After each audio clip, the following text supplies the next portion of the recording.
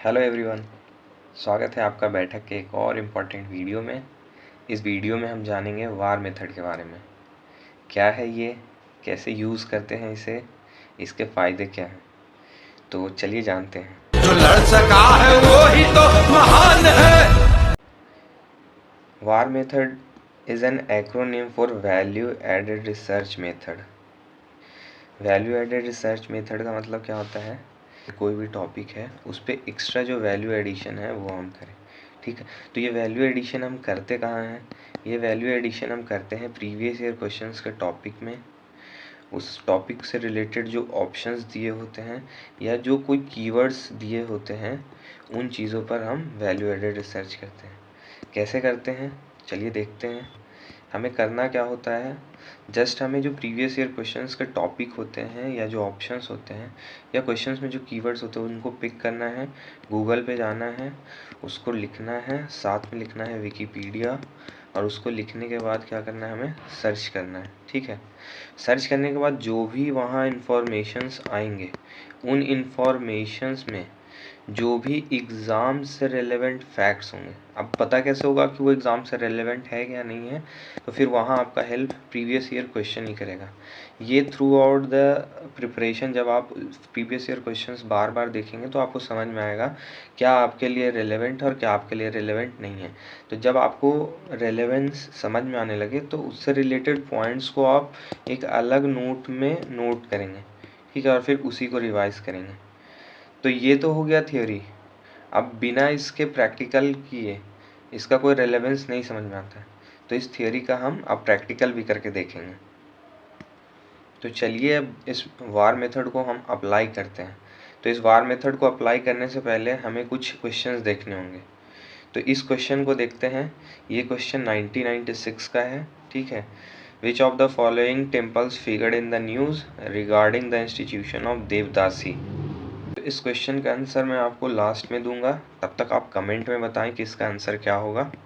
ठीक है, बाकी हम आगे देखते हैं। अब इसमें ऑप्शंस क्या क्या हैं, Jagannath temple, Pashupatinath temple, Kandariya Mahadev temple और 64 योगिनी टेम्पल। अब मैं बताऊं आपको, इन दिए हुए ऑप्शंस में से एक तो ये खुद कीवर्ड है, दूसरा बाकी ये सारे टेम्पल्स अपने आप में एक ऑप्शंस हैं या फिर कीवर्ड हैं। तो मैं आपको बताऊं कि इनमें से एक जो ऑप्शन है वो है रिपीटेड है, वो अभी रिसेंटली किसी एग्ज़ाम में रिपीट हुआ है। आप बताइए कमेंट में कौन सी ईयर में रिपीट हुआ है। 64 योगिनी टेम्पल है, ये अभी रिसेंटली यूपीएससी के किसी ईयर में रिपीट हुआ है। किस ईयर में रिपीट हुआ है और किस तरीके से रिपीट हुआ है ये क्वेश्चन, चलिए देखते हैं। तो ये रहा वो क्वेश्चन जो रिपीट हुआ है, ये रहा हमारा 64 योगिनी टेम्पल। ठीक है, तो इसमें हम देखते हैं क्या है question. With reference to 64 Yogini temple situated near Morena, consider the following statement. तो इसमें कीवर्ड्स क्या क्या हैं, ये है सर्कुलर टेम्पल है, कच्छपघाटा डायनेस्टी में है, ओनली सर्कुलर टेम्पल है, mean to propagate Vaishnav cult है, और क्या inspiration behind the Indian parliament building है। तो ये करंट अफेयर से रिलेटेड पॉइंट है।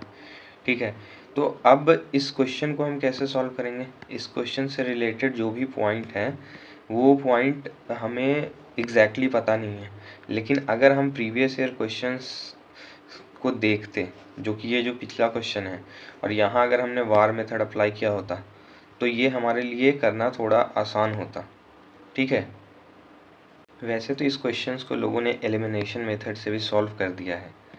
एलिमिनेशन मेथड से भी लोगों ने सॉल्व किया, that only circular temple, this is an extreme statement so cut it.